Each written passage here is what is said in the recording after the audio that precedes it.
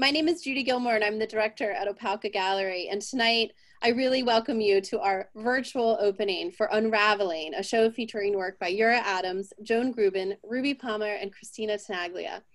An opening is such an important part of an art show because it really allows us to come together as a community and to celebrate the work of the artist as well as the work it takes to put up such an ambitious show. So I'm really glad that we can gather even virtually. So I hope you brought your own wine and cheese as we have a wonderful conversation tonight with our curator, Yura Adams. But of course, all of our artists are joining us from their studios as well, and we'll talk a little bit about their pieces in the show.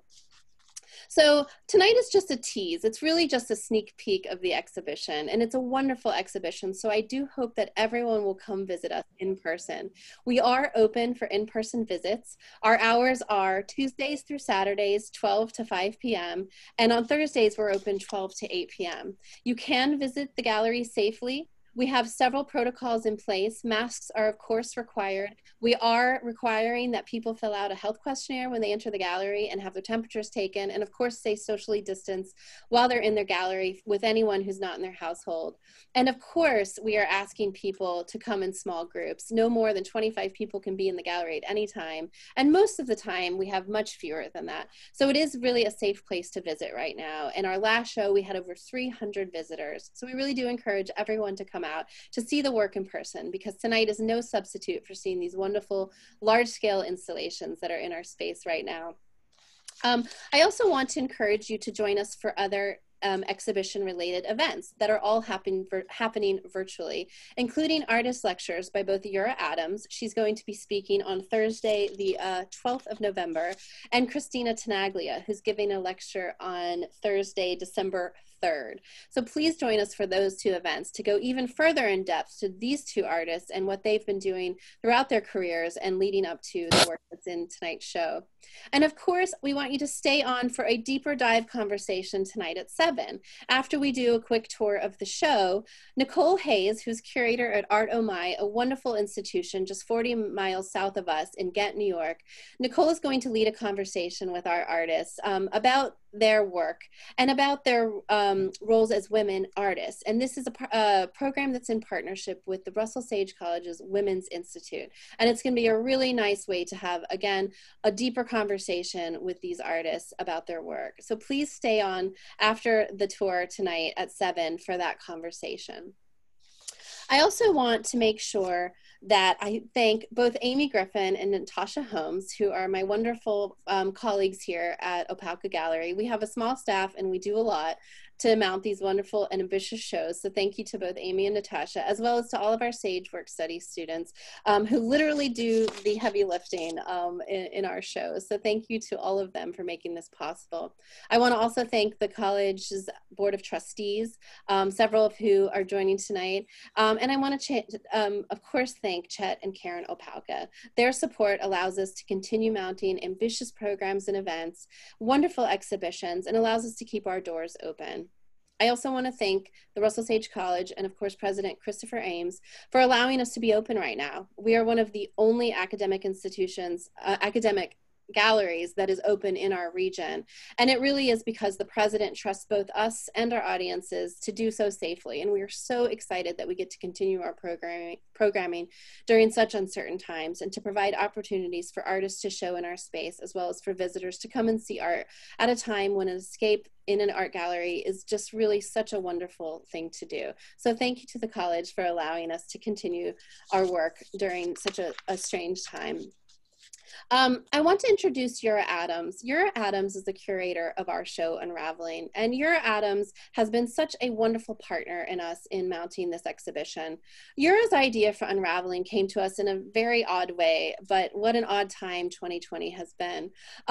As we were really trying to figure out with the rest of the world what we were going to do in the fall, we sat around this spring and we had so many unknowns, as everyone did. And we had all these holes in our schedules. We had a traveling show that got moved around, and we just had no idea how we were going to mount a show that to the quality that we really wanted in such a short amount of time. Yura's proposal for Unraveling kind of fell in our laps, and we were thrilled.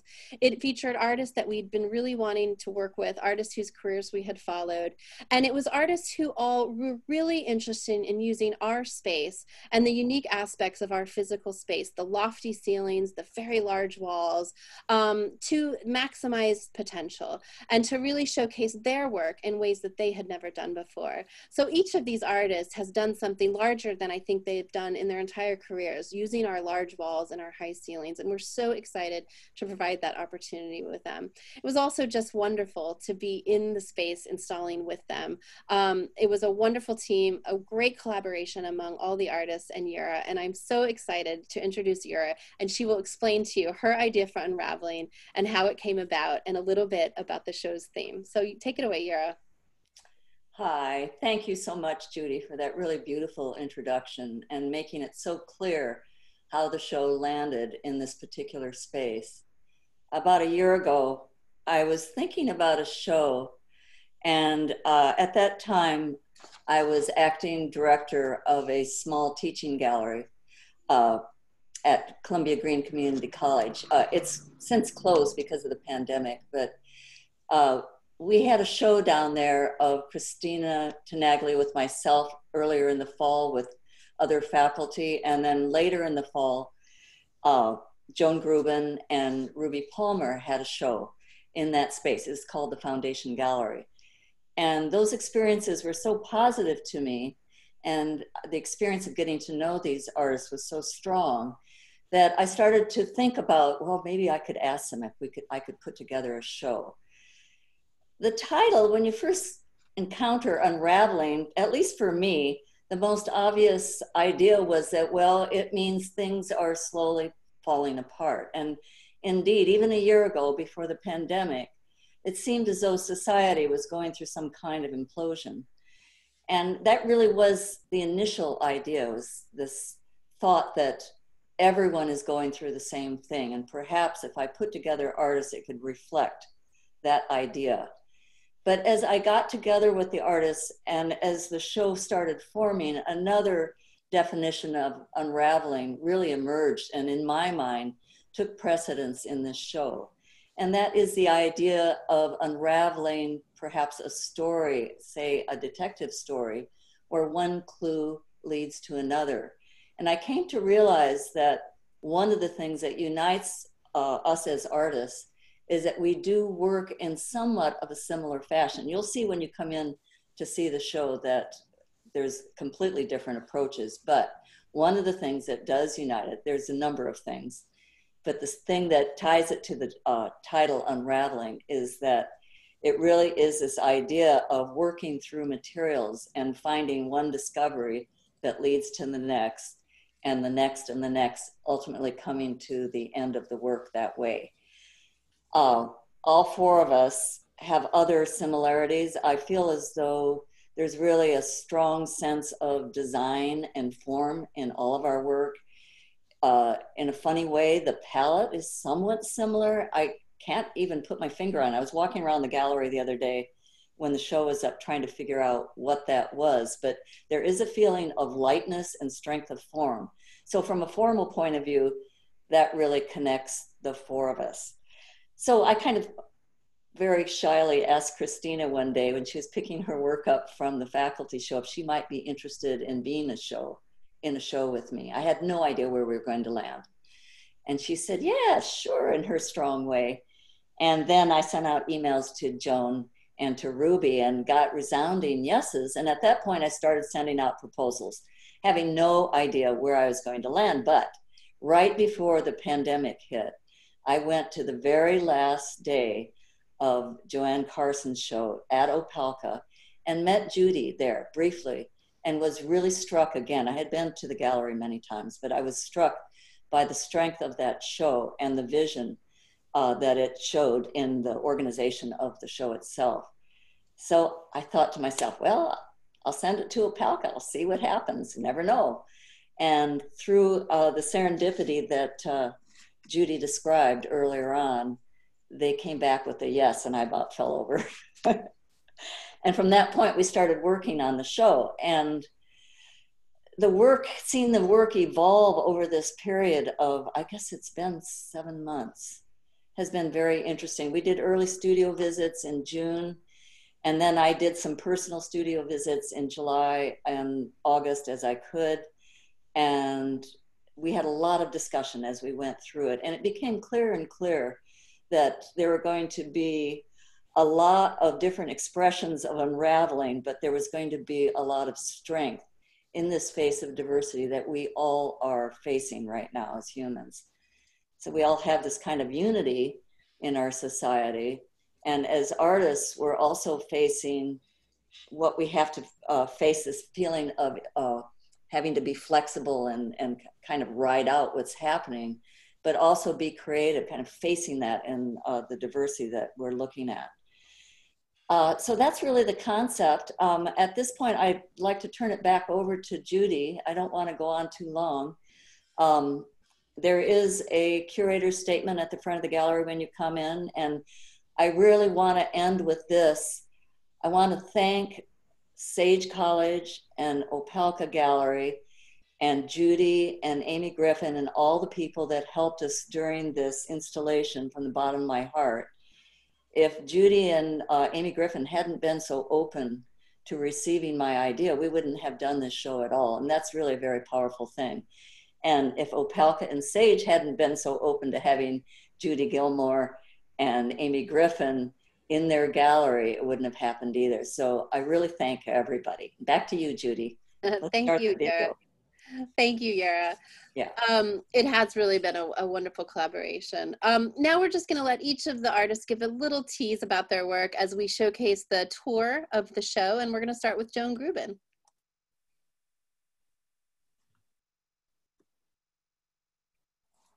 Joan?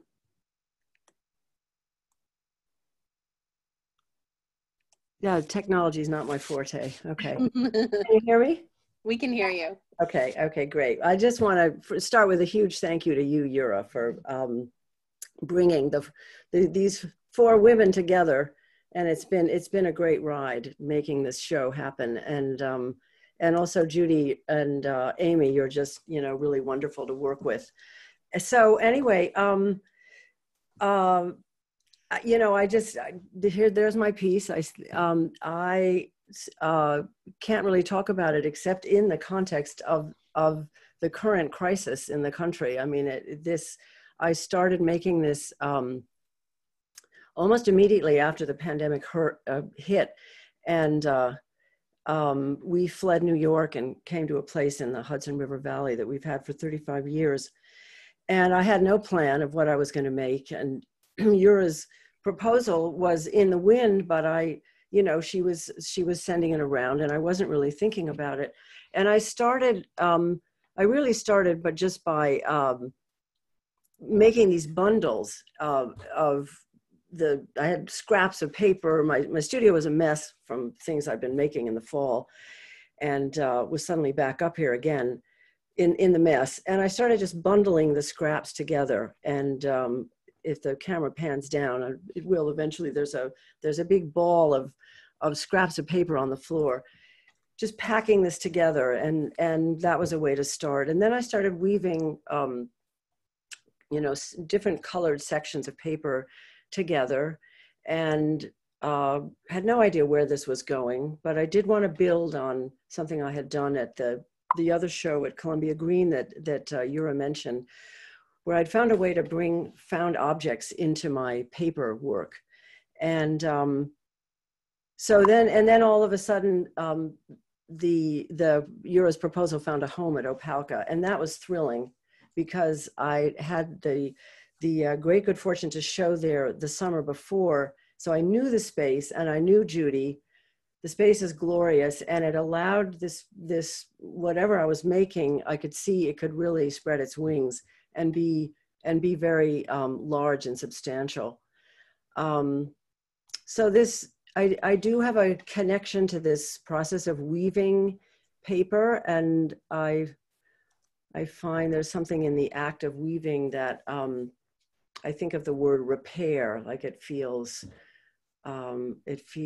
like bringing elements together, making them work together, and repairing something. And in this time when the world was just really, so many crazy things were happening, and everything was upside down, and the future was and still is so uncertain. There was something very comforting about doing the weaving. And another idea in this piece and in general that I'm very drawn to is the idea of making something out of nothing. So this piece is made out of cast off scraps of paper from earlier paper projects. There's almost nothing in here that I purchased, or new materials, or so really made with what I had at hand. And that seems to be a kind of pandemic theme, where life has slowed down for a lot of people and options are limited, and you're stuck somewhere and you just use what you have. And so let me just see if I have anything else that I want to add to this. No, I just think, this piece really felt almost like it made itself. It just evolved so slowly over time, and really 6 months. And I feel in general, I'm kind of learning to listen to the work itself a little better, like trying to hear what it wants to say and where it wants to go. So there's a really an organic feeling to it. And I guess I'll just end by saying that I'd like to give a shout out to the idea of pleasure, because I think sometimes pleasure is forgotten in talking about art, and just the sheer pleasure of looking, and also fun, because I feel there is a kind of buoyant spirit in this piece, and I think there's fun to be had. So fun isn't a very elevated artistic concept, but I'm in favor of it. Thank you, Joan. I think if the piece could speak, it would say, "Come see me in person," because it is absolutely a piece that cannot be appreciated unless you're standing in front of it. And it really is just quite, it has a gravitas that is just quite amazing, with such kind of crude materials. And it is a lot of fun. So thank you, Joan, for sharing. And I really do encourage people to come see it. Next up is Christina Tenaglia, whose work is right next to Joan's, and you'll get a view of it kind of as the large kind of installation, and we'll zoom in on some of the smaller components. So Christina, tell us a little bit about this piece. I want to add to Joan's list humor. Yes. Because I think humor can keep you looking, as can pleasure. And that is definitely something that I'm interested in. I had an unusual pandemic situation. I was, unlike most artists who were able, well, not a lot of artists were separated from their studios for a while, but I was away from my studio for the vast majority of the pandemic, up until really I started installing this piece.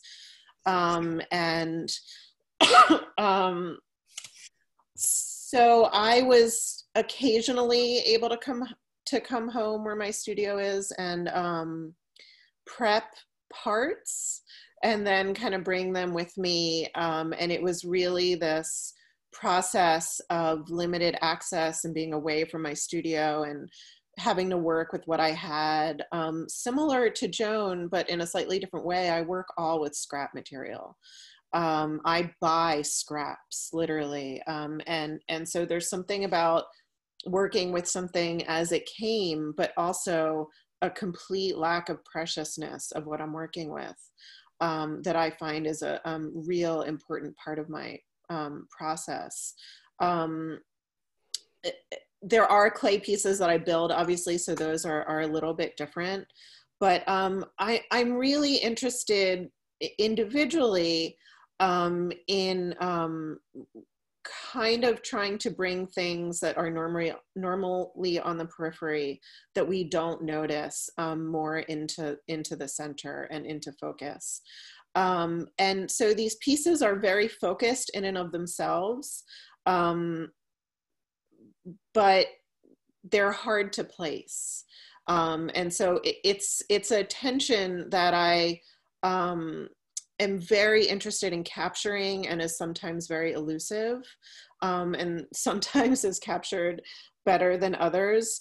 But I want them to seem familiar, but to the point where your inability to place them is slightly uncomfortable.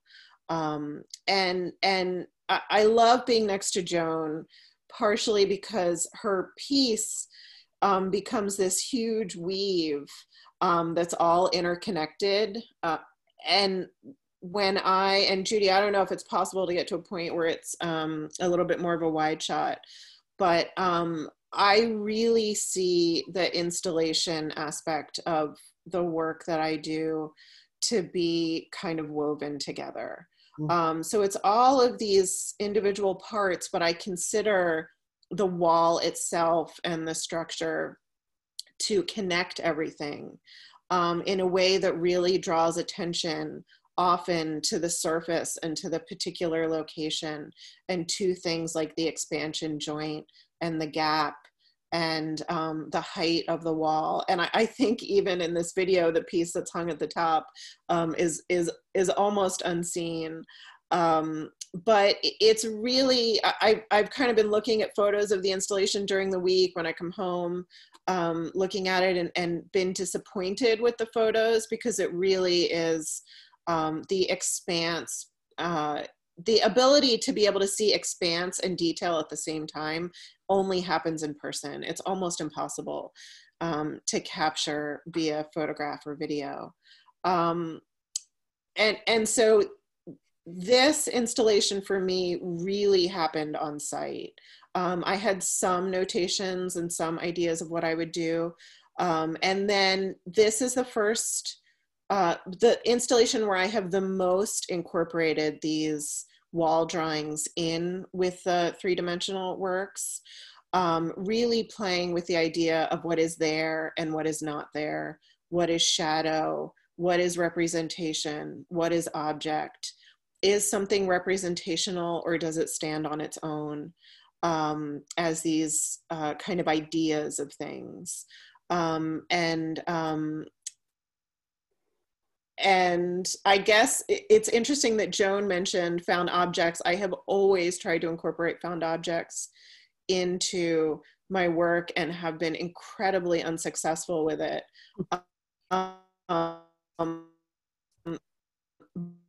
I feel like this wealthy found object, and I built onto that in this particular installation. So it seems like I work with what I find on site more than being able to successfully bring objects into the work.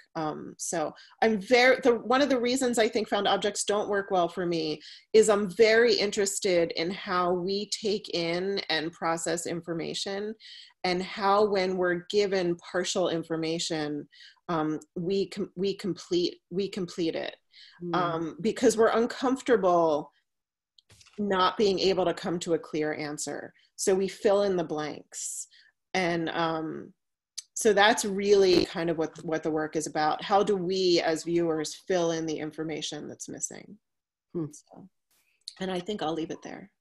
Thank you, Christina. It really is quite a thrilling experience to see her installation and how she's responded to the site. Again, it's a must-see in person, so I really do encourage everyone to see it. And watching Christina work was quite amazing, because she, again, in real time, was really making changes and responding to the space, and it's just lovely and wonderful what she's done. So thank you, Christina. Next up is Ruby Adams, who again has done some really thrilling work. I'm sorry, Ruby Palmer, excuse me. Ruby, sorry about that. Ruby, why don't you go ahead and explain your work in the show? Okay. Well, I want to first say thank you so much to Yura as well for including me in the show. This has been such a thrill, and hearing the other artists speak, it's just, sometimes I feel like they're just like pulling the words right out of my mouth. So that's really great.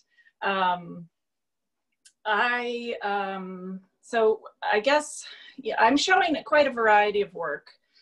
Some of it had begun during the pandemic, and then some of it was way before. This first piece, called Dreams of Deep Storage, is a construction made out of painted basswood and scrap wood. And a lot of my work is actually based on dreams, although I don't, directly reference them as far as visually. I kind of take them into their own imaginative world. So I was having some fun with that one, including the little references of the mini constructions. And then I'm also exhibiting a number of models of architectural spaces that I have in my studio. This one is called House Plans. I don't think the video goes around it, but it's actually just a facade that the piece standing up is just a sort of a thin wood veneer. And then there's kind of a part around the bottom that wraps around. And I'm also including models in this dollhouse, which is right here. I have kids, they're now teenagers, but this was their dollhouse when they were little. I have twins, so I had bought this kind of large size dollhouse so that they could both be in it at the same time. And this is, I spray painted it white and started playing around in the studio with work that I hadn't really thought of as a model, but once I put it in the dollhouse, the scale was so incredibly satisfying that I started really having fun with this piece, putting all different kinds of pieces in it and seeing what kind of things I would want to explore should I make a big piece. And they are mainly mixed media. They have a lot of painted wood, and these are two more models that we put on shelves for this show, but they are also ideas for larger constructions. So when the pandemic hit, I had this idea of, I think I had started, this is another of my wall pieces. Sorry, I was starting to talk about the big piece already. This is called Searching for Pools, and that's all painted wood, and it's 3-dimensional off the wall. But when the pandemic hit, I had kind of started playing around with making a much larger form. And this is what ended up happening. This is called Contraption. It was made again, for like these other artists, from scraps.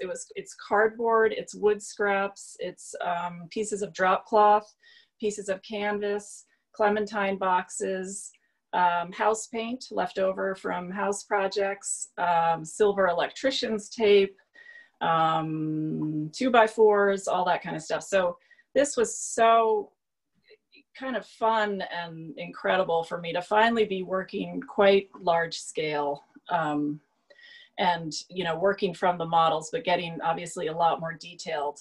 And this piece really took a life of its own on. What has been really interesting about putting this piece in Opalka is that my studio has 8-foot ceilings, and Opalka has 30-foot ceilings. And I realized this piece is actually not at 100%. I thought the scale was 100%, but once I got it here, I thought, it's actually more like 80%. So what's been really interesting is putting it on the platform. I've really felt that it still relates to the imaginary space of the models, so that you're really still, you're having an experience with it that is still quite investigating scale and imagination rather than physicality. You're not climbing through the piece. Those black boxes are all hollow. You can't really tell it in this picture. But they all kind of, actually some of them are false doors, and then some of them go inset a little bit. And I love seeing Christina's work through these windows. That's really cool. And then there's one more piece that's a small construction behind this one. I think it's on the video, but little red piece. And I love it next to that fire alarm. Mm-hmm. And yeah, thank you, Ruby. It. Sure. And that's Ruby Palmer, everyone. I'm sorry, I got you. I like my new name. Ruby Palmer. Next up is Yura Adams. She's the Adams of the group. And Yura, why don't you tell us about your work in the show? Okay, what we're looking at here is a series of 6 paintings, 3x3. They're, as you can see, they're quite large. It was quite an adventure installing these, going up and down the lift. I consider these 6 paintings one work called Geologic Time.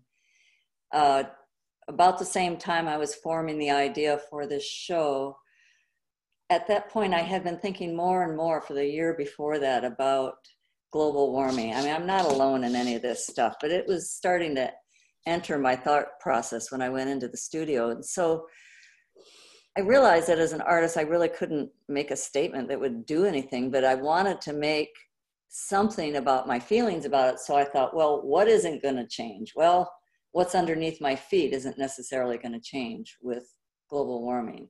So I started studying about geology, and these paintings are all about that. I know you can't tell. It doesn't come out and scream, this is a sedimentary rock, or this one was formed by compression, but the thought process is there, this kind of idea that the earth is constantly forming underneath our feet, and there's a lot of movement there. But at the same time, I wanted to somehow express this feeling of things being really kind of vulnerable. And so I painted these paintings on Tyvek, and I used very transparent paints and large knives and brushes and very thin paint. And the way that they're hung, they're just kind of barely attached with magnets, so they kind of float there. And that's what I was after, is this feeling of really the moment, and that things could disappear, even though these are about the earth. What's above the earth can disappear with all of our activity. And the work to the right of that is an installation piece. There's actually painting on the wall. And I feel as though it's a form that escaped from one of these paintings. It's called Release of Gravity. And the drawing element that became really important to me in the painting of Geologic Time really took hold in this little installation piece. And the palette and the materials I use all feel very transparent to me. So that's that wall. I know we have to keep moving. I think the next part would take me up to the front of the gallery, Judy. We're gonna have a little zoom here on Geologic Time. So I'm combining paint with a printmaking technique that I developed. And I've been using that technology a lot in my work, and we're going to see more evidence of that up here. I have this old 2200 printer that I nurse, and a big background in photography. Photography has always been with me, has never left me. It's my sketchbook, and I use photographic image both as inspirations. A lot of my work is about the surprising forms and ideas I encounter in nature. And through that investigation, this kind of poetic commentary emerges. So here we're looking at a piece that's called Questo. It's slang for question. What's your Questo? But I feel as though the forms really are forming question marks, kind of a yin-yang idea. The pieces are on canvas. They're held up there with magnets and tacks. And here we're gonna, I just wanted to mention that writing underneath there is not meant to be read. It's considered a drawing, but it's also indicating that it's a warning and a poem. So there is some poetic commentary. The tower on the left, it is called tower, refers to kind of an archaeological ruin that one might encounter in the future. Again, there's that faux writing, drawing, printmaking, painting combination. And it stands there 8 feet tall. All of my work for this show got larger than life. And it was inspired by the space of Opelka that was available. And they don't look that big once they get into the space. It's amazing. Maybe Geologic Time in the back going up 15 feet, but 8 feet is nothing in this space. So that's my story. And I know that we've got more stuff we've got to do. So I'll go back to you, Judy. Thank you, Yura. And again, I do encourage everyone to see the show in person. It's quite a different experience than seeing it on video, and it's all really, really wonderful work. So thank you everyone for joining us for just a sneak peek of the exhibition, which opened today. Again, our hours are Tuesday through Saturdays, 12 p.m., Thursdays, 8 p.m. And please join us for our next conversation, which we're going to roll right into. I also want to mention, if you could please mute your microphones, everyone, that would be really great and would allow us to not hear what's going on and to hear who's speaking. And then also, as we move into our next conversation, if you have questions, please feel free to put them into the chat box, and both myself and Amy will be checking questions and answers. We are also going to reserve time at the end of the next conversation to answer questions and to make sure that your questions do get posed to the artist. So please use the chat function, and you can chat everyone, or you can chat myself or Amy Griffin, and we'll make sure that your questions are addressed. So thank you to all of the artists for this sneak peek and tour of the show. And thank you to everyone for joining us for tonight's virtual opening. I wish we could do it in person, but this will have to do. So this concludes our curator's tour of Unraveling, but we're going to move right into our conversation. Our conversation with our artist started because Russell Sage College has been a women's college on its Troy campus for 100 years. And just this fall in 2020, Russell Sage College has gone co-ed. And in order to honor the college's historic origins as a women's college, this year the college has founded the Women's Institute at Russell Sage College. The Women's Institute was created to respond to the contemporary and evolving cultural landscape of the 21st century while honoring Russell Sage College's century-long dedication to women's empowerment. All of the departments at Sage were really encouraged to find programs that could collaborate with the Women's Institute.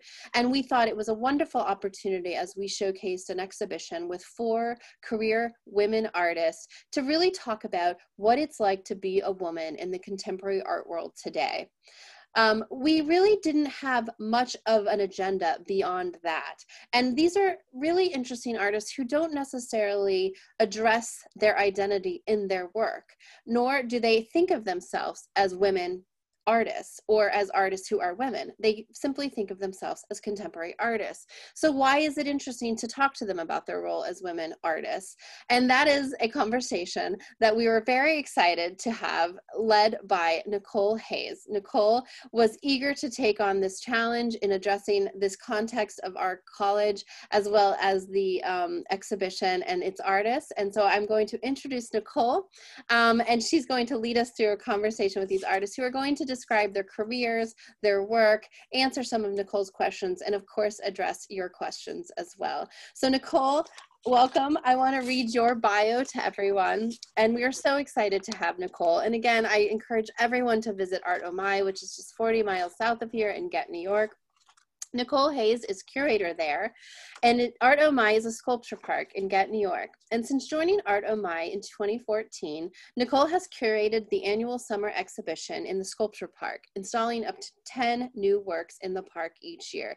That's amazing, Nicole, because we know these are large-scale installations and they're not easy. She also curates exhibitions in the Art Omai Newmark Gallery. She's been a visiting critic at Wasaic Project, Smack Melon, and Residency Unlimited, among others. And before coming to Art Omai, Nicole was the studio manager to the renowned painter Sean Scully.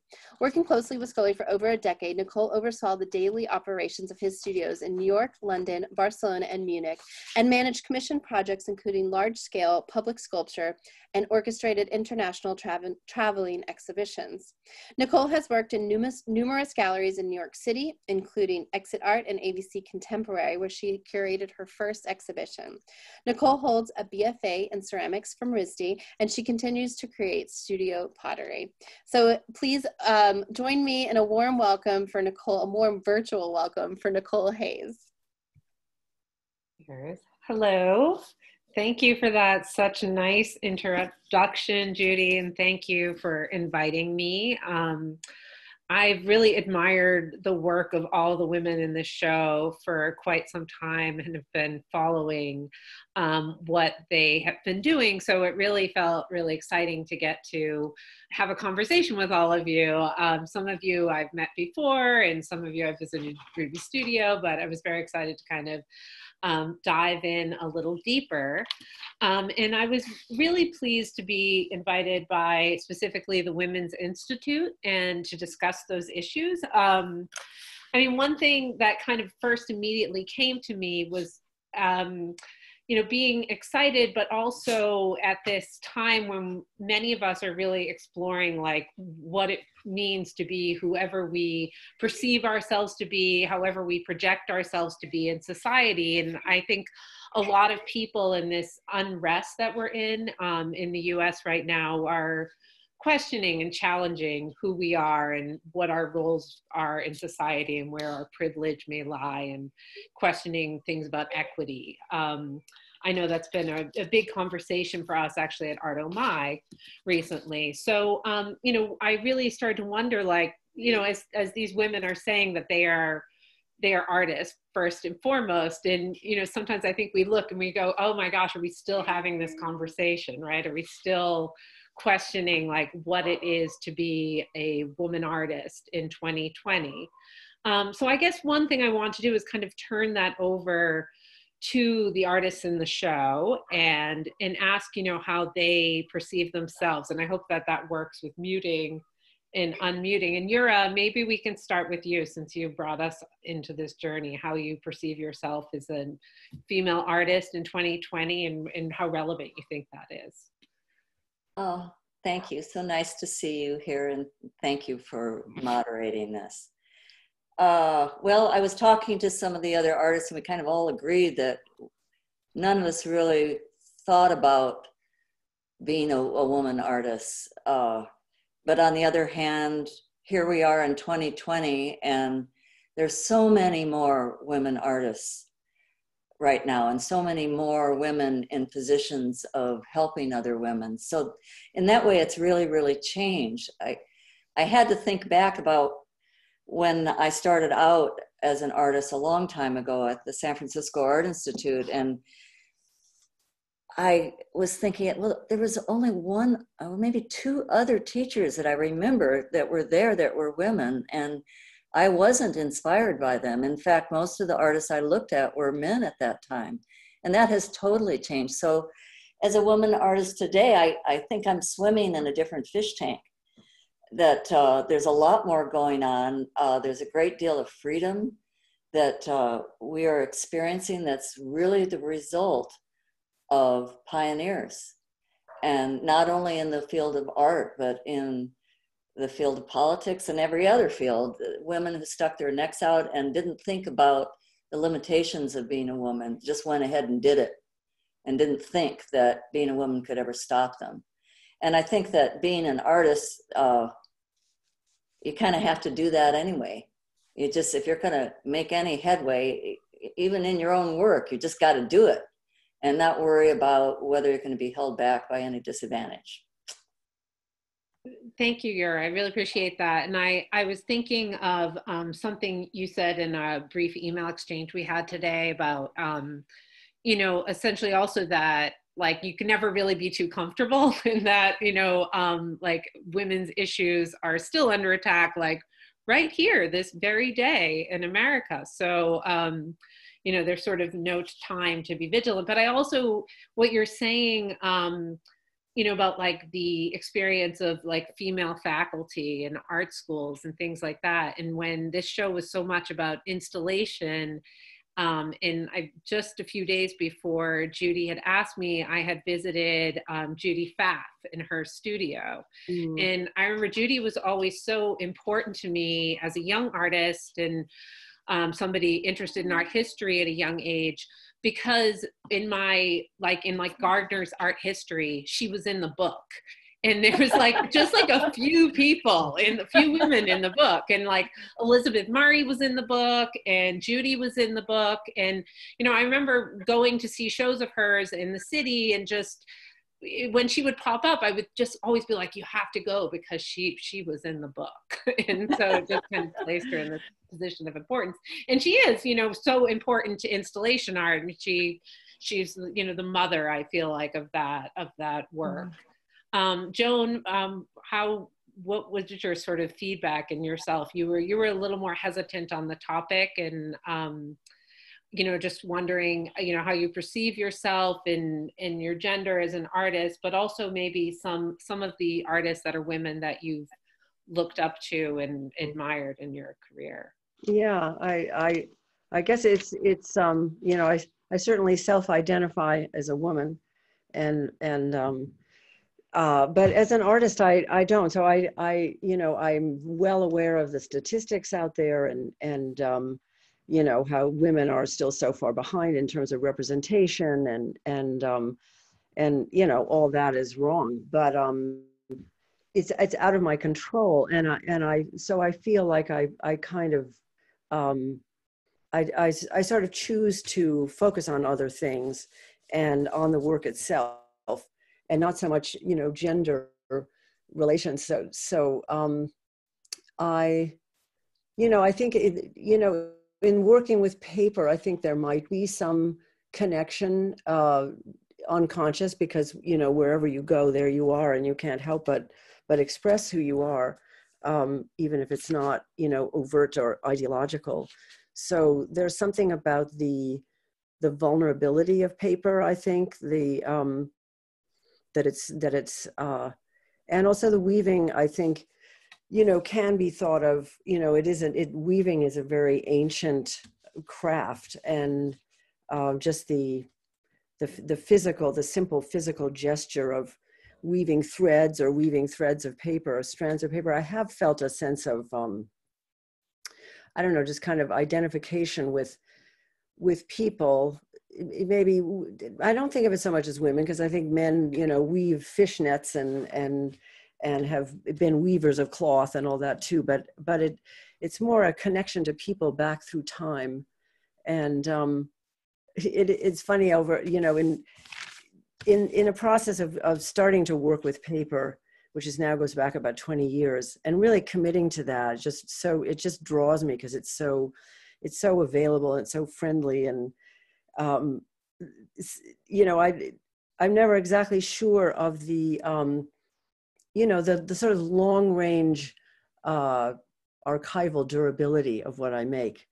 And I struggled with that for a while. Is it really okay to make something that you're not sure it's going to last?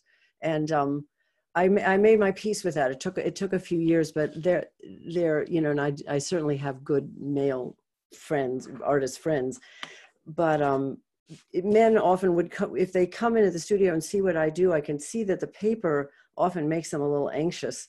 And I can't tell you how many times people have said to me, well, have you ever thought about making this in metal? And I just have to laugh, because it just seems like, you know, they just want it to be this tougher, more durable material. But while it's not a super conscious concern of mine, I have to say that there are so many women artist friends that I have, and I find that the kind of bonds that are there, where I feel there's so much mutual support and kind of sharing of opportunities, and you know, coming into each other's studios and helping with the work, you know, offering suggestions, and just having that great kind of shop talk, which I love more than anything. In that sense, I'm extremely grateful to the women artists that I know and look to and have learned from. Well, I thought one thing, you know, you were discussing like being aware of the statistics, and like it made me immediately sort of think of, you know, how we can choose to like use the art market as a way to decide the worth in people's work. Measure yourself. Or, you know, we can ignore that. And I imagine many women in this group or people have seen the Hilma af Klint, the recent documentary, which is, you know, really insightful. And one of the things that I really kind of took away from that was this idea that because her work can never be sold on the market, that she will only have this certain position in the art world because there'll never be like a specific auction value placed on her work, which is one of the sort of theories behind the documentary, because her work was just given to the Swedish government. So I thought that was like, you know, an interesting thing. And also then when you immediately started talking about working with paper, and I was thinking of all those sort of large paintings on paper that she did that were later put on canvas, and just sort of that preciousness. And even sort of listening to my own biography, because I did work for like, you know, this sort of very masculine painter for like a decade of my life. And this idea of constantly making work that would sort of last for forever because of, you know, in a market driven way was something. I mean, also thinking about what you were talking about in terms of weaving,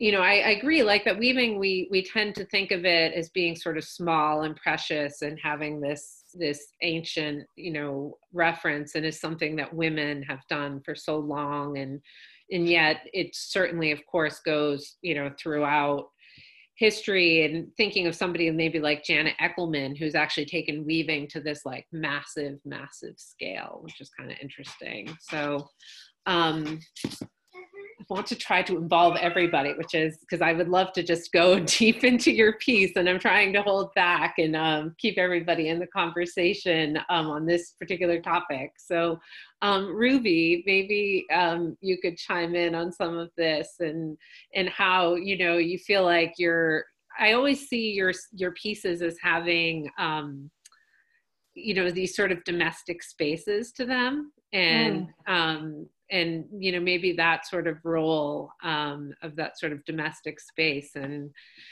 care, and how that relates to gender. And well, yeah, I mean, I was thinking about the issue, well, I don't know what is the issue, the topic, and just thinking, it's the thing that I think about all the time, and it's the thing that I don't think about.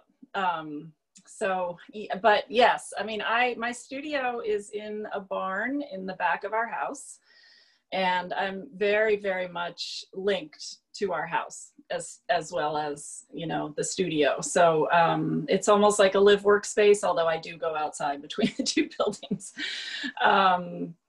And, you know, I have a lot, I mean, as I said in my little talk, I do dream a lot about houses and the insides of houses, and sort of a lot of times kind of having to get up through a house, and there's usually little compartments that I have to kind of get into, and sometimes I'm being pursued by someone else, and I don't know, but they're haunting, these dreams. The other dream that I often have, and I had one the other night about the studio, is that I had discovered this whole other space that is part of my house, part of my apartment. This dream started in New York, and now I have it a little bit more about discovering that I have a gigantic studio somewhere that is accessible, and I haven't really known about it, and I haven't paid my rent in 4 years.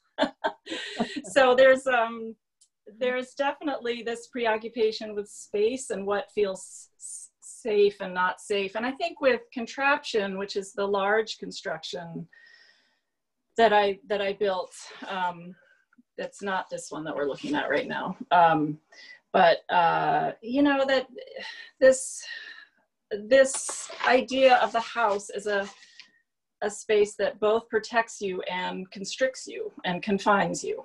And during quarantine, I think we were all really wrapped up in that. Like, wow, we're so lucky to have our houses, especially up here in the Hudson Valley. The rates are pretty low. We have houses, we have yards. At the same time, we were all kind of going crazy and claustrophobic. And so that interesting domestic, you know, duality that we are all living.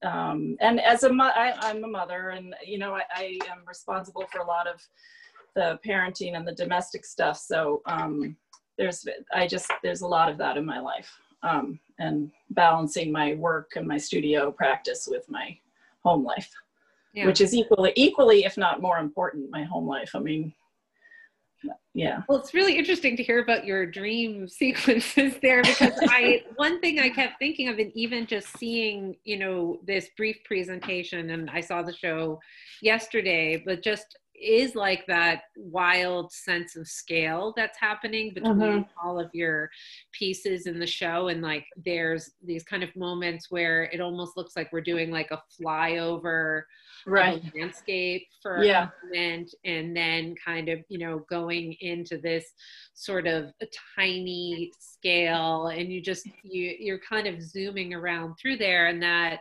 I like the way, even with this sculpture work, like you're almost making like a tablescape, or how all of your work kind of have this like installation feeling. Like I'm fond of those above the doorway pieces. Oh yeah. But that how and just really like playing with that idea of like a door jam and things like that, how that continues. I love art in unexpected places, which is why I love Christina's installation so much.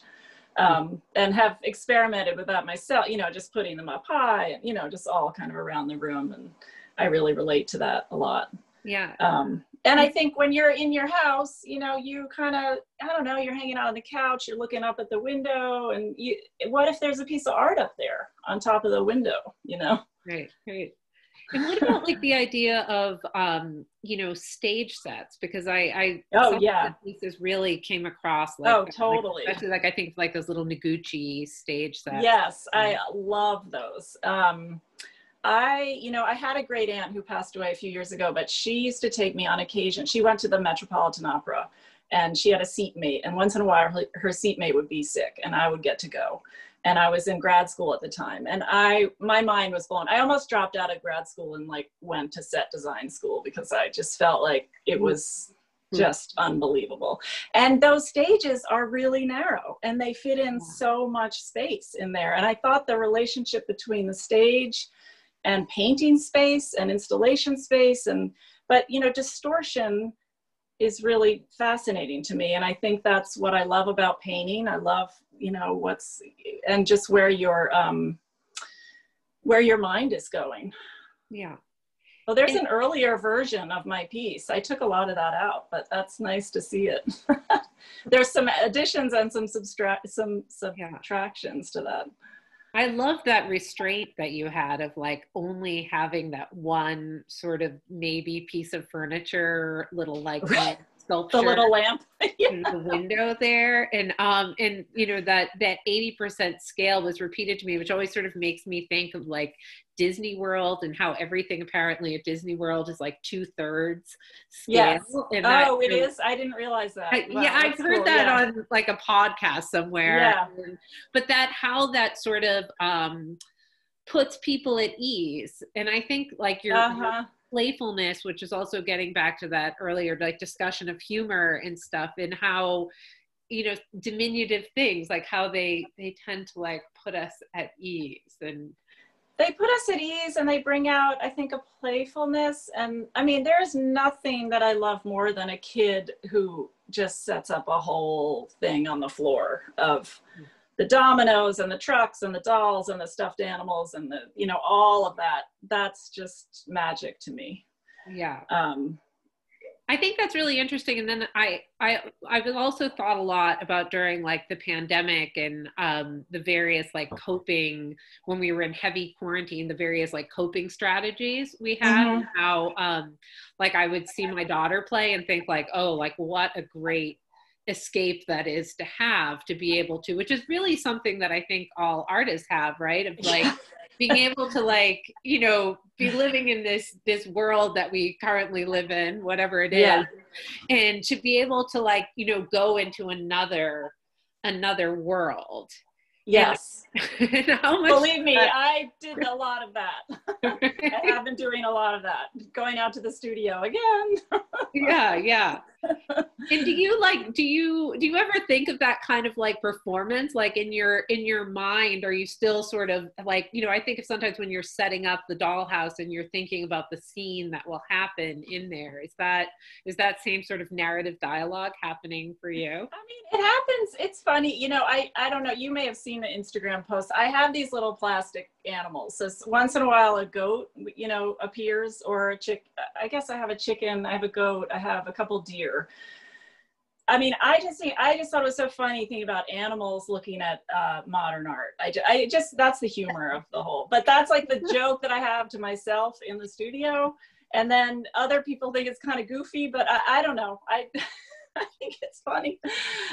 So I do, but I don't really spend a lot of time. I think more about like, how would I make this big? Do I want to make it big? How would you walk through it? What scale would it be? That kind of stuff. Yeah. But I really am interested in the imagination, which is why when I was giving my talk, I was saying how having that piece, the big piece up on the pedestal, that really brought it together for me. Because I was like, you're still in an imaginative space. You're not real life. It's not down on the ground, and you're not, it's still up. Yeah. Does that make sense? That makes sense. And I also just find it so interesting that like you went big, but it's still small. Like, or just sort of talks about being miniature. Even though, it's like pretty big. But... And the last thing I added to it were these teeny tiny legs that if you see the show, you'll see them. They're like half an inch, and they're propping one little flap up. And that was like the last bit. Yeah. Really sweet. I feel like this is a good maybe segue to Christina. Yeah. You really have like a cast of characters. And after like seeing your installation yesterday, I mean, that was like the one sort, I kept just sort of thinking about all of like these different little guys or something, and like these, different little friends. And do you have that kind of playful relationship when you work in your studio, and do things have their own identities there that differ in the gallery world?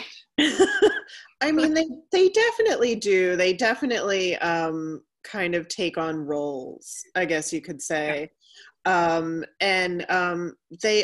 are animated. I love the discussion about scale that you just had with Ruby. I am so interested in things where you can't quite figure out the scale, whether it's a model or whether it's the scale it's supposed to be. And I think about that constantly. Whether I'm making something that is a smaller representation of something larger, or whether I'm blowing up something that's microscopic into something huge. And so I think that plays into it a little bit. It's odd to me that these things, I think a lot about the way that something can be a figure, an object, and a structure at the same time. And so that is at play a lot in my work. How can something embody, something figural, something that is inanimate as an object, and something that relates to a larger structure. And that really started becoming more present, I would say, only in the past couple of years. That kind of concept of it being all of those three things. And I mean, it's also really clunky, and I think that's one of the reasons that. Go ahead. Okay, sorry. The order of things gets a little odd in the Zoom. I'm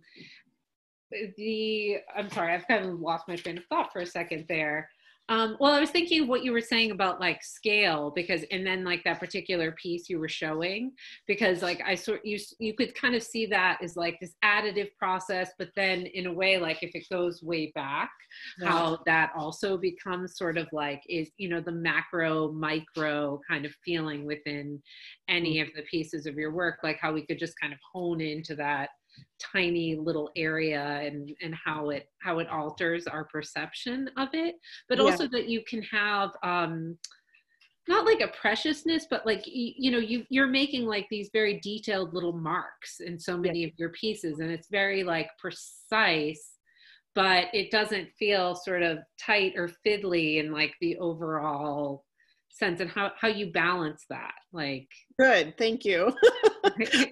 It's a balance. I really struggle to make sure that it doesn't feel overly fidgeted with, or you know, I think about these things as details almost. You know, they're kind of like blown up details, I guess. And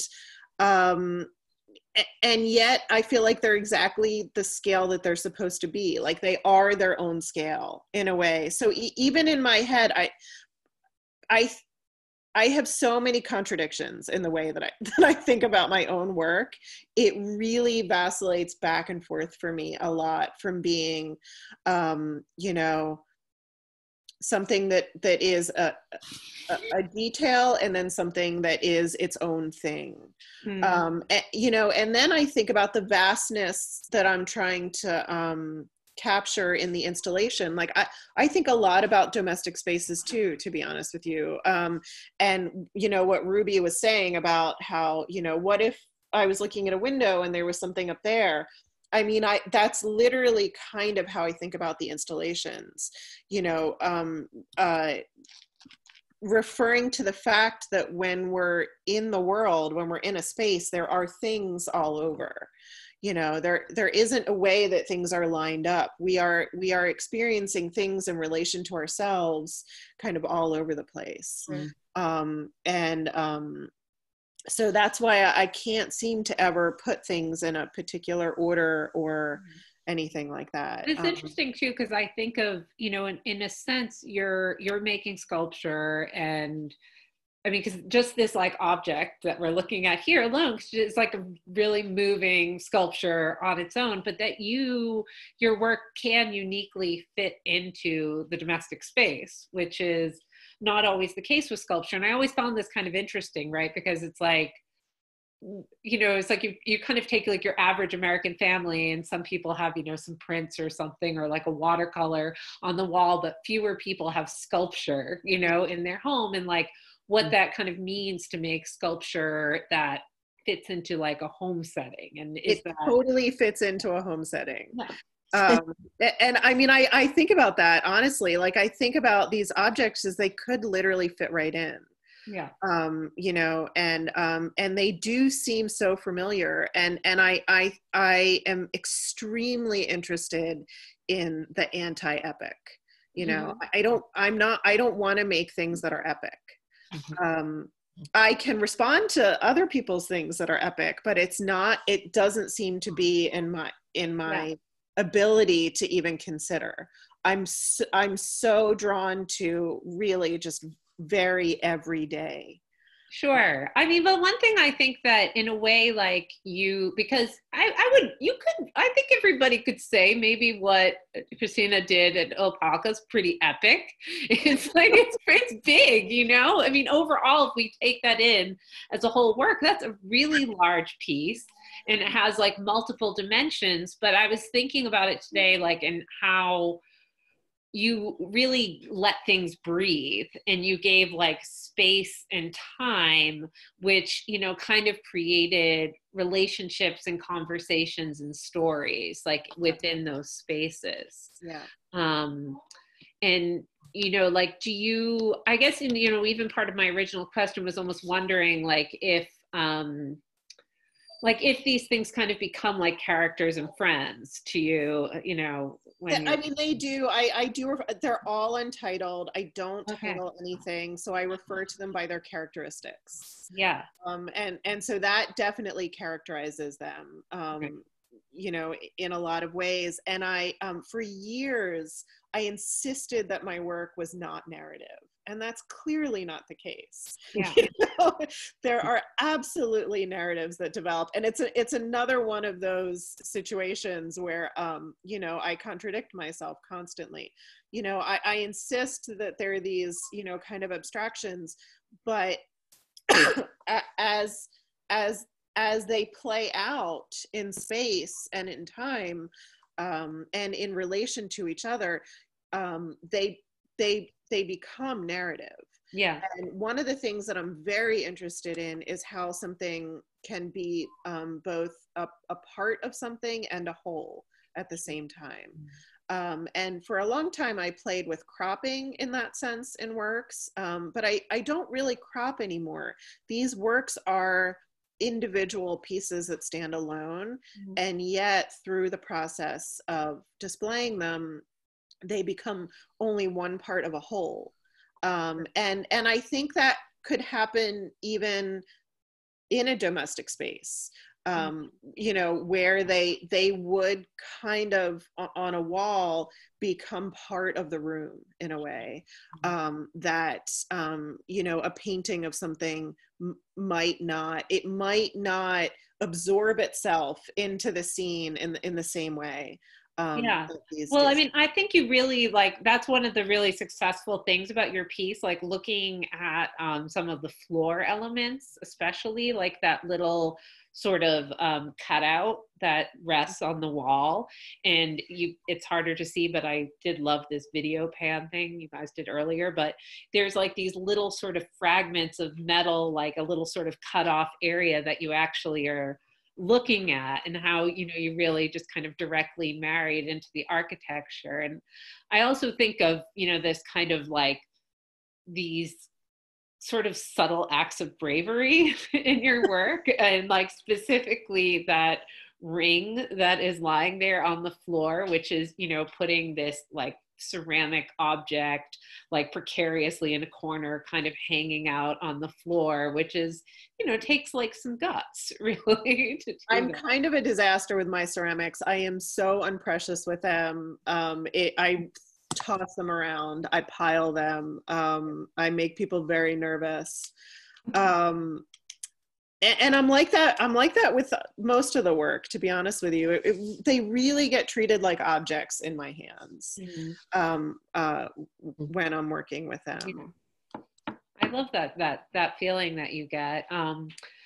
You know, just because I shouldn't let anybody get off the hook about answering what, you know, being a woman and an artist means for you. But one thing you mentioned earlier was that you teach at Vassar, which is of course historically a women's school, but hasn't been for quite some time, and that you also were a student there. So I would presume it was co-ed when you were at Vassar, not to try to age you, but it was. Yes. And so, I mean, all my friends went to Vassar, were also there when it was co-ed. So, you know, was that something like you thought about, and, you know, how does that relate? Like thinking of Russell Sage, and they're trying to like honor the history of a women's institution, and, you know, even your thoughts on it from that perspective, being that that's a place you existed. Yeah, I mean, I feel the history and the importance of these places deeply. You know, it's you know, especially as having gone to school there, of course, I feel the history in me, Yeah. in a way. But you know, I agree with a lot of what was said earlier. Obviously, you know,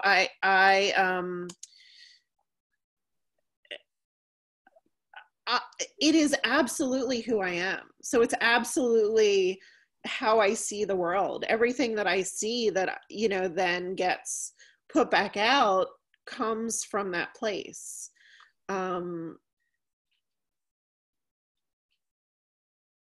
I also just, I mean, a bunch of us, Yura mentioned, and I mentioned sort of this idea of like who you're in this unique, you're teaching, like, you know, probably today. So, I was, yes.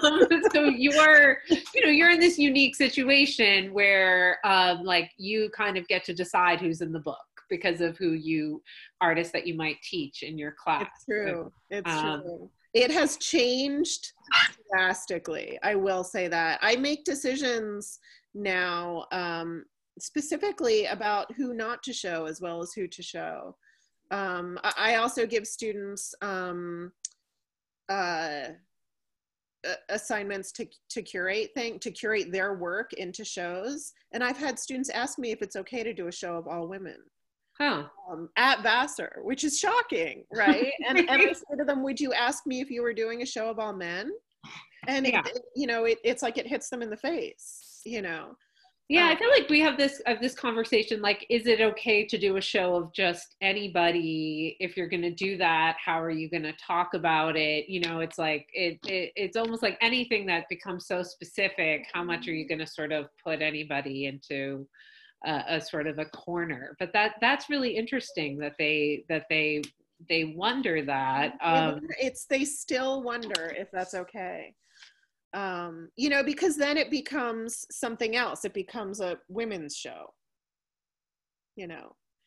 so, or does it? Like what? Because I mean, I feel like that was the primary questions that we were asking, like, is saying like, okay, there's 4 women having a show together. Is this a women's show, or is this just like 4 artists in the room? And, what is there to be discussed in that? I think it's, that is the question, right? We have to reframe it so that it isn't that. Yeah. So that it's just a show. Yes. Right. Well, and it's like the RGB quote, like RBG, sorry, like of saying like how many women will be enough to have on the Supreme Court, and she says like 9, right? So that's exactly right. Or maybe today we feel differently about that, if we could say like 1 less, but also be okay. But that could be my opinion. Well, now we need 11. Yes. It's like any conversation that we have is just, nothing is just an art show today in this particular moment in our world. So Joan, I was hoping that we could get back to some of your piece a little bit too, while I think we have like about a little bit more time in Yura. I want to talk about your installation a little bit more too. One thing, Joan, that I loved was that there were these very topical moments in your piece. And one of the woven elements is, and I don't know if we can get a picture of it, but there's a few fly swatters in your piece. And then you also actually have a few portraits of political figures. I think Barack Obama and Nelson Mandela. Am I right about that? That is correct. Okay. Yeah. And and how you felt like installing, the way that the context of your piece could have changed from just the beginning of when you made it with something like the fly swatter, or how we can perceive any political figure from day to day, week to week. Yeah, well, the inclusion of those 2 photographs really, I was really on the fence about whether that was okay, because that was a move that is so unusual for me to have such kind of specific content. And that's, I think, where the context of making this piece comes in, that it was during this really, totally uncertain, crazy time that we're in. And it just, for me, I think they work because, or I almost want to say I get away with it because I'm not such a content person. I think they work formally, and they're very small and very subtle. So you don't, I think a lot of people have not noticed them even, and have not commented on it. They don't even see that they're there. I kind of like that. If you look really closely, you'll find them, but they're very small. And so they work as a kind of formal accent. But and then if you look close, you see, they're these very, I think of them as weavers. So that's how I kind of also, of really weaving people together and wanting to bridge differences. And so to me, they became like these these kind of inspirational, tiny little guardian figures that hovered over the work in a way. And so to see the piece in your studio there too, and like how that changes it a little bit. I mean, even the choice at Opalka to put the objects not on the floor, but on that little pedestal, which sort of elevates them a little bit. Right. When changes the context for me a little bit. Yeah, that sort of goes back to and Christina bringing out the point of humor, which I love that you did that, because I I actually did mean to mention that, and I forgot, because I really embrace, I don't almost wouldn't call it humor so much as a wit, maybe, just because it's quiet, it's not a big laugh. It's just something that tickles you in some way. And I loved that pedestal, because even though it was serving the function of concealing this gap at the base of the wall in Opałka, Right. And so any work that is on the wall but also goes down to the floor, you don't really want it to have to jump over a dark gap. Yeah. So the platform could close that gap, but also, to me, it's almost humorous, because it sort of elevates the piece to this kind of, I don't know, a kind of gravitas and dignity, but it's made of all this junk, it's just, it's made of a lot of cast off stuff. So that did tickle me. Yeah. I was very excited about that platform. It is very elegant, and I feel like when I see your work, and I saw a piece of yours earlier this year at Art Austerlitz. Oh yeah. Which I really loved, and it was just like seeing that piece there, I was like, wow, like I would become a religious person if like this was what I got to sit there and look at. I could just sit there and look at the show. But the thing I loved about that piece, especially in the context of being within a church setting, and also this piece, is that beautiful like color glow effect that you create on the wall. And and it just made me like, just that kind of like, it's a very playful way of using color, but it's also just very like elevated and elegant and quiet. And I made me think a lot about, that is a way to use color as almost like a sound vibration more than just color. And also just this sort of playfulness that you're, the many ways that you attach things in this piece. Like there's also this sort of shadowy nail and string area. Where is that? Like I guess it's sort of this kind of green chartreusey next to the glowing gray piece in the middle, and just that sort of sense of play of how you really kind of went through and like, how many ways can I weave? It feels like it's just. Yeah, I didn't want anything to repeat anything else. But I loved, I can't remember who was talking about narrative before, because was it you, Christina? I don't know, that really interests me about how I think of the work that I do is very abstract, but I think you cannot help but when you're living with it over time, as you're making it, you develop a story about it. Like this is so filled with stories to me, but, and I don't want to or need to say what they are, because I think, someone else looking at it can make up their own story. But I just feel we're wired to kind of bring it into, our own way of our experience or whatever. So, this had a whole narrative story to me, but it just, I didn't go into it with that. It's not imposed on it. It just develops out of the work. And I think it's the way we humans see things. And the narrative it's another way of weaving, really.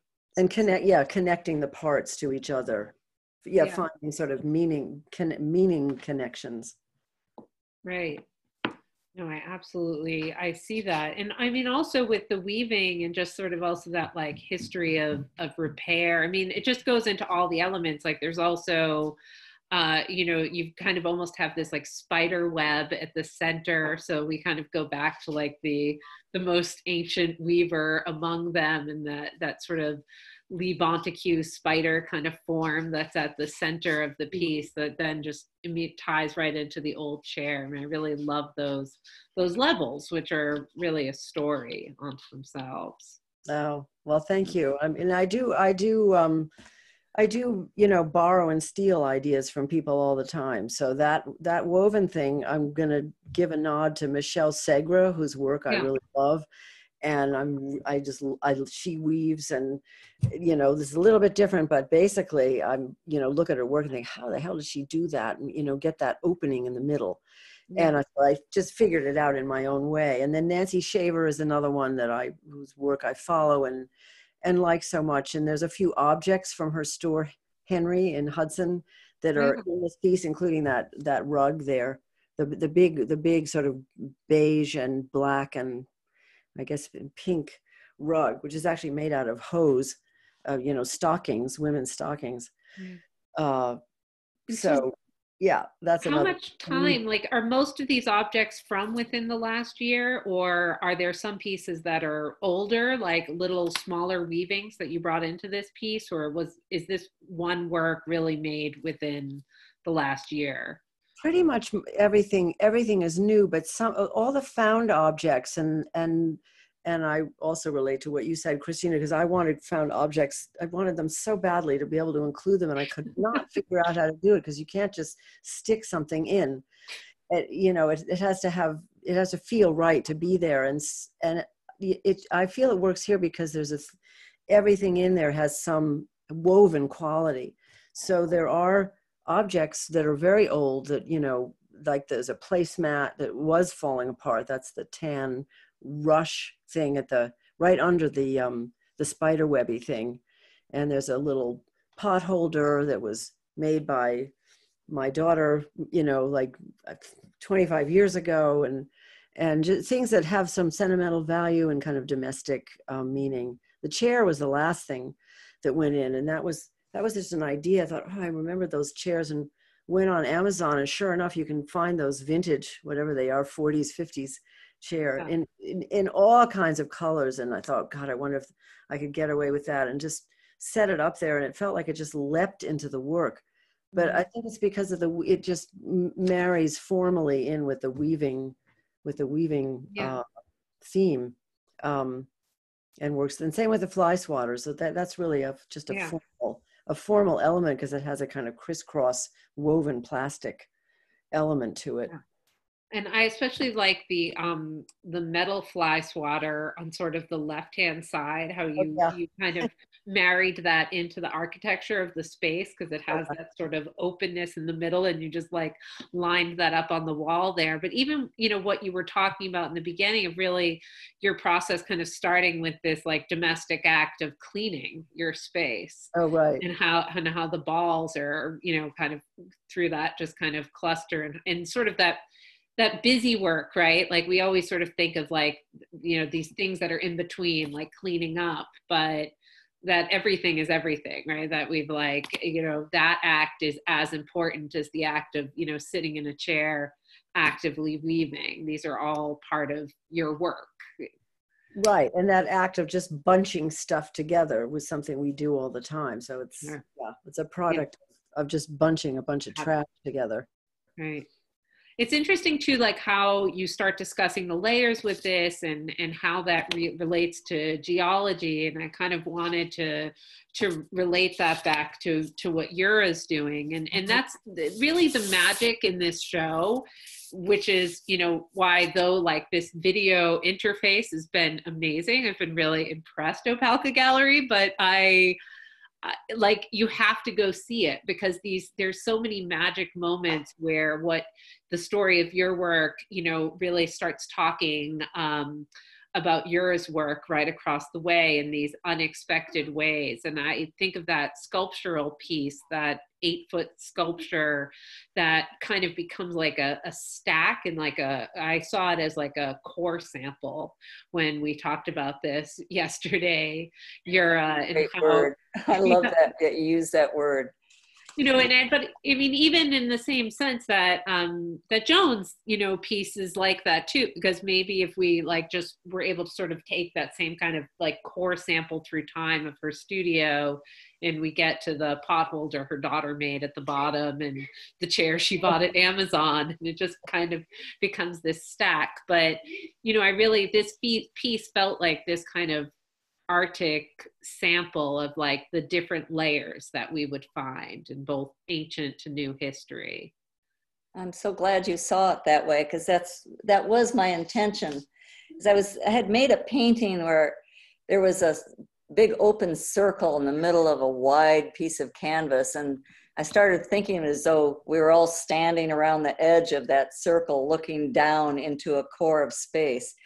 And then I started thinking about what it would be like to take an earth core. And then my partner Dale was over working on a big cement wall, and they had to take a core out of the cement. And I got so excited when I saw that form because it was all these different layers. And that's when I went back and painted the edges. We can't see it in this photograph. This is a shot done in my studio, but of the front of tower. Yeah. But I mean, your work even too, like the way you sort of just layer surface even has that sense of like that sort of geology of painting, of sort of feeling like you're adding layers and taking away, and the layers that sort of stick and the layers that resist within the surfaces of your pieces, even the wall in the back, right? Yeah. I so related to a bunch of stuff that was said by the other artists throughout this discussion. The thing about found elements. And in my work, the way that I find elements and collage them in, again, is through photography. As Christina said, she said this beautiful thing tonight. It was like, there's things all around us if you look. And I feel that way too. I feel bombarded by the visuals sometimes that I encounter. A lot of times I'll just walking down the studio or down the farm road down to my studio. My studio's in a field in the back of where we live. And the act of walking that same road day after day, you really notice things as they change in a different way than if you walk a new walk every day. So when I moved into the studio, I got really fascinated by the varieties of patterning in nature, as well as the repetition. Nicole, you and I were talking about that in the studio when you were asking me about some of this wood grain that shows up in geologic time. Yeah, right. Like these sort of fossilized ideas, right? That like these things are both have, I mean, even looking at this piece in particular, I kind of start thinking of how, these objects also have like a memory and an archaeology to them, and, where you layer marks, even though you cover that up, like it's still the reference remains. And with these, I also just, you were discussing like language a lot and how this sort of relates back to like a different civilization, and how you sort of are almost making these sort of time capsules in a sense with these pieces. They are, but they're not that specific. It's more like an expression of my hand and some kind of desire to communicate. It's just always there. And using language, I've been doing it for a while in my work, where I will use drawing as writing, and the words aren't clear, you can't read them, but they are a form of drawing. And really, making art is a form of communication anyway.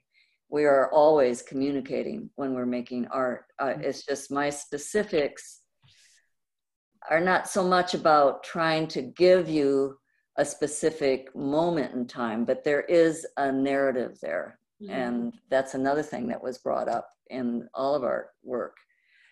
Ruby was talking about the narrative of her imaginative space, and the characters in Christina's work, and the weaving in Joan's work. And in the case of mine, I think that overall the narrative of these 6 paintings is more like reading a poem than it is about describing something. And for that reason, poetry expresses what we can't say in everyday language.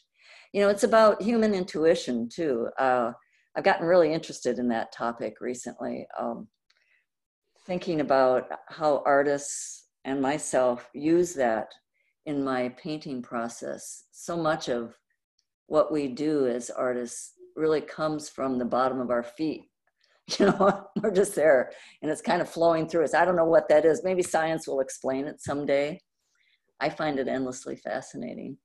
It is, and also just that sort of flow that you almost, kind of don't see, like that sort of the way the rocks are kind of moving under our feet, but we perceive them to be solid, right? But like that there's still all of this movement in the world, I know, isn't that fascinating? If you think about it right now, everything that's going on underneath our feet. It's mind-boggling. I love thinking about that stuff. Yeah, I do too. I know, just this, and yeah, this idea of, you know, no matter how much we sort of want to, you know, insert ourselves and make changes in the world, like the world is just doing its own thing.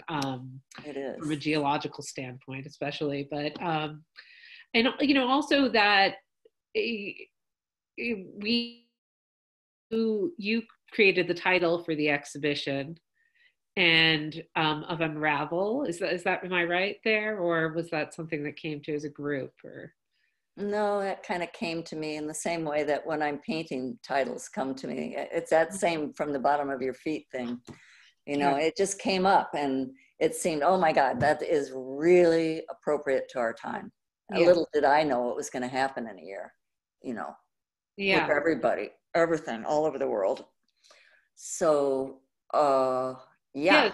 It's so rich, and I felt like so many, you know, so many of the artists had something to add to that, of the way of, you know, just this unraveling of our country. There's just like the physical unraveling, our like that mental unraveling that many people have experienced, and in a sense it's interesting because it's like it's sort of the opposite of like weaving, or these like female practices of kind of spinning and sort of raveling, and then what it means to go back and forth through that space, and to ravel and unravel. Right, but there's many threads in both meanings. Sure. You know, and certainly all the artists in this exhibition have picked up their own thread and followed it and woven something. And in this discussion, it's kind of as though we unraveled what they wove. So we could look at it that way too. Yeah. And I just wanted, if anyone else in the group wanted to talk about unraveling and raveling at all. And if not, we can open up to some questions. It just I seemed just like, wanted to say, I mean, I can't believe I'm bringing it back to this, because I was kind of like, I don't want to talk about being a woman artist, but I thought of something I wanted to say. Which is that going to, so I'm 50, so I was in school, whatever, you know, like that ages me. So, but I always had my absolute heroes in art school. It was Agnes Martin, Lee Krasner, Joan Mitchell. I mean, I could go on and on. Louise Nevelson, Louise Bourgeois. There was this gigantic family of women artists that I still look at all the time. And so I think it's always like, it's very comforting is my ultimate thing to say. And just that I'm in a, you know, that we're all sort of on this trajectory that's very personal and our own, but that there's this sort of umbrella of this reference, a lot of reference to these other women artists. When I saw your question about maybe mentioning a particular women artist that we looked at, all I kept saying in my head was all of them. It's true. Right. Boris.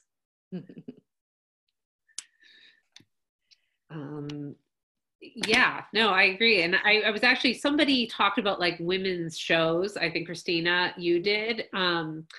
But I always actually think of this show that I guess was in like the early 90s at MoMA, when they used to do the Artist Choice shows. Mm-hmm. And Elizabeth Murray did this Artist Choice show where she kind of took out like all the women's art out of the basement and put it up. And there, you know, there's people in that show that we consider like, you know, super like heavy hitters, like people that like Yayoi Kusama is like very recognized, right? Everybody knows she's like a pop star, but nobody was really talking about her work at that time. And it was just sitting there in the basement, you know, until Elizabeth brought it out. And I always remember hearing Elizabeth talk about that show a little bit. And, you know, she was sort of suggesting other offshoots for that show. And she suggested like that her next show would be like, you know, paintings of mice or something like that, because it just sort of is like, if you have to have like this as a category, like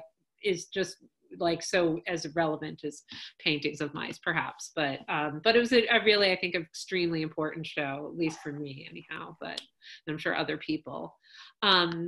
we have a nice question from wonderful Linda Stillman. Hi, Linda. And asking how this being in this exhibition might change your studio practice going forward. I don't know if anybody want to take that one on. Well, I think that anytime you're in an intense experience, it changes your work. And certainly the installation last week was incredibly intense. And you could just feel the electricity in the room with the interchange between everybody. And I think, speaking for myself, making work for this show has launched my work in a different direction. And I know I'm going to absorb what went on. How? I don't know. Not sure. Working more on the wall, I think. More in the line of the last piece that I did, Escape from Gravity, or Release of Gravity. It was also, I mean, just even to that fact, I wondered if anybody had installed other shows during the pandemic before, because I think a lot of us, when we get to presume our like normal art activities, find a lot of solace in that, of, you know, being around people and talking about art. So maybe a little bit about that experience too, of what it was like to get back into the gallery space. I mean, I didn't actually do all my work was made in the studio, but I was there several days last week installing, and it was so great to have people to talk to in real life, even though we were all distanced and masked, and but not just anybody. It was like these women that I've really related to over our work. So it was a great experience for me, but I was not making an installation. So I think Joan and Christina and Yura were a little more exhausted than I was.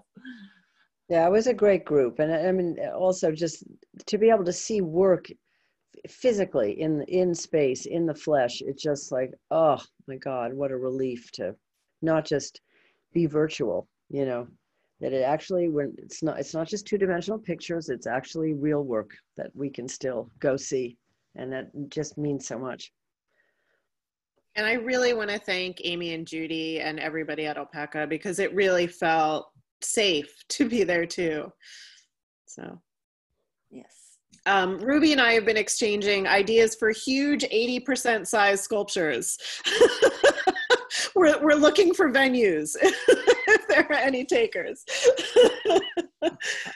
Well, I think there's actually some people, there's like a miniature gallery in Albany right now. I don't know if anybody has found, it's on Instagram. It's called like the Small Albany Gallery. So Ruby. I better find that. Yeah. Oh boy. We're waiting for you, but I would like to find just like that 80% gallery. I think that's interesting. I wrestle with scale constantly at Art Mai, where I'm like, well, that's 20 feet, and that's really not very big. It's the kind of conversation I have a lot. So it's fun to imagine, you know, smaller. So yeah, well, if there are no more questions, I think that we are done. And I also want to thank Judy for really creating this amazing space at Alpaca Gallery that I've admired, and really is like just becoming this center of the local art community and beyond, and, you know, making a space where a show like this, whether it be about women or abstraction or weaving, however you want to take it, it has just like the perfect space to bloom, and that's just something really special. Thank you, Judy. Hear, hear. Here. Thank you, Yura. Yeah, thank you, Nicole. I want to just thank you especially for your close looking and for coming to see the show in person, and for your great discussion tonight. So thank you. And I do encourage everyone to go. Art Mai is a very safe place to visit right now, and they're doing some wonderful programming and have been. So I really encourage you to get out there and see what they're up to. And please come see this work in person. I think we've made a good case for how wonderful it is in person. Please join our mailing list, chat your information if you're not on our email or physical mailing list. We'd love to keep you in the loop of all the wonderful things that we're doing here. And we're so excited to have this work in the gallery through December 19th. And please stay tuned for artist lectures from Christina and Yura, and other opportunities to see other artists that we're featuring through our artist lecture series, including Melinda McDaniel, who's doing a lecture this Thursday, as well as other events. So thank you, everyone. We really appreciate you all being here, and we're very excited to have this work in this show, in the gallery tonight, and to have this show through December 19th. So everyone stay safe and have a wonderful fall, and we really appreciate everything. So have a great night, everyone. Thank you. Thank you, Judy, so much. Bye. Bye, everybody. Nice seeing everybody. Thanks for joining. Let's go have a drink. Yeah.